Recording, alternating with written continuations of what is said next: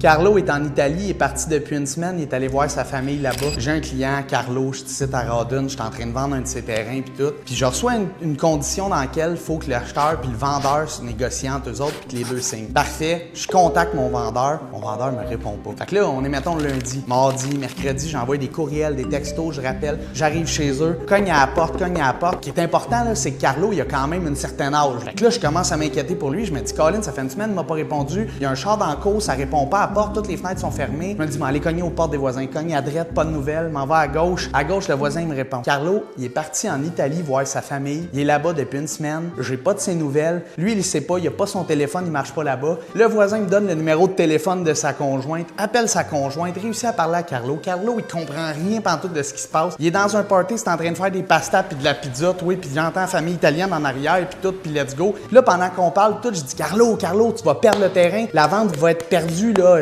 Il va falloir le remettre sur le marché, il faut que tu signes dans tes courriels. Carlo, il avait tellement décroché, il avait même pas ouvert ses courriels, ça faisait une semaine. Il avait rien regardé, il me dit ah oui. Puis là, il me dit Marc, ok, je regarde ça. Il prend son téléphone, il regarde ça, il signe. Félicitations, vendu quand il est revenu une semaine après, on passe au notaire, puis tout était beau.